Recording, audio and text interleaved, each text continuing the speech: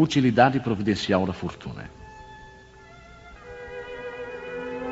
Se a riqueza tivesse de ser um obstáculo absoluto à salvação dos que a possuem, como se poderia inferir de certas expressões de Jesus, interpretadas segundo a letra e não segundo o Espírito, Deus, que a distribui, teria posto nas mãos de alguns um instrumento fatal de perdição, o que repugna à razão.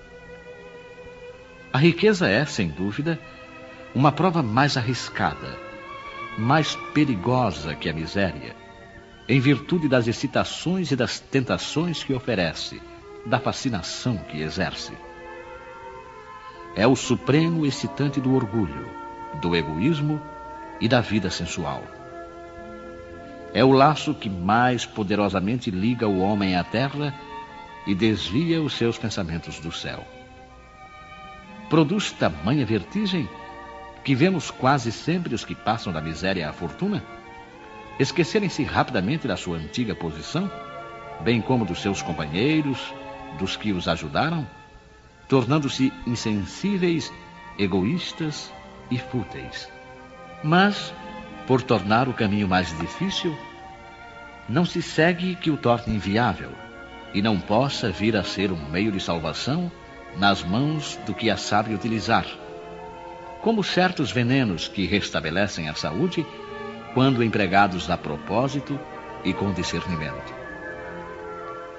Quando Jesus disse ao moço que o interrogava sobre os meios de atingir a vida eterna: "Desfaze-te de todos os bens e segue-me", não pretendia estabelecer como princípio absoluto que cada um devia despojar-se do que possui e que a salvação só se consegue a esse preço, mas mostrar que o apego aos bens terrenos é um obstáculo à salvação.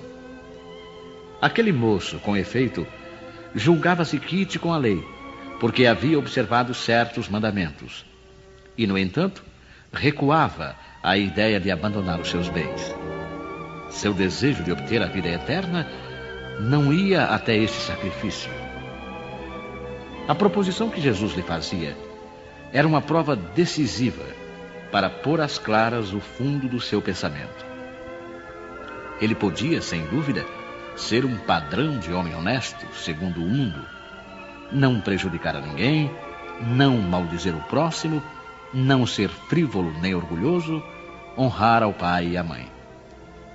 Mas não tinha a verdadeira caridade, pois a sua virtude não chegava até a abnegação.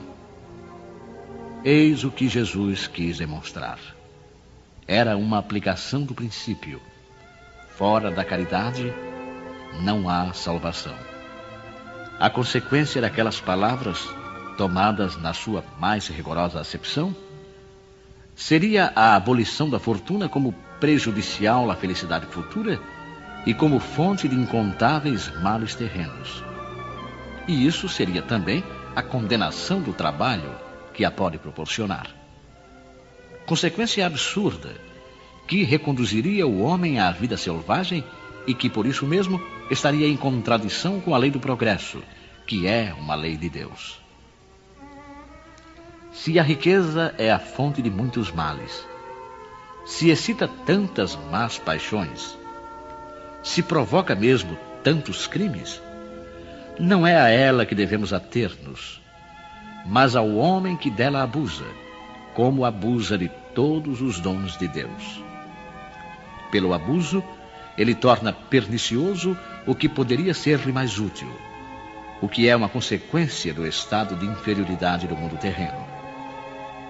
Se a riqueza só tivesse de produzir o mal, Deus não a teria posto na terra. Cabe ao homem transformá-la em fonte do bem. Se ela não é uma causa imediata do moral, é, sem contestação, um poderoso elemento do progresso intelectual. O homem, com efeito, tem por missão trabalhar pela melhoria material do globo. Deve desbravá-lo, saneá-lo, dispô-lo para um dia receber toda a população que a sua extensão comporta. Para alimentar essa população, que cresce sem cessar, deve aumentar a produção. Se a produção de uma região for insuficiente, precisa ir buscá-la noutra. Por isso mesmo, as relações de povo a povo tornam-se uma necessidade. E para facilitá-las, é forçoso destruir os obstáculos materiais que os separam, tornar mais rápidas as comunicações. Para os trabalhos das gerações que se realizam através dos séculos, o homem teve de extrair materiais das próprias entranhas da terra. Procurou na ciência os meios de executá-los mais rápida e seguramente. Mas, para fazê-lo, necessitava de recursos. A própria necessidade o levou a produzir a riqueza como o havia feito descobrir a ciência. A atividade exigida por esses trabalhos lhe aumenta e desenvolve a inteligência. Essa inteligência, que ele a princípio concentra na satisfação de suas necessidades materiais, o ajudará mais tarde a compreender as grandes verdades morais. A riqueza, portanto, sendo o primeiro meio de execução. Sem ela, não haveria grandes trabalhos, nem atividade, nem estímulo, nem pesquisa. Com razão, pois, é considerada elemento do progresso.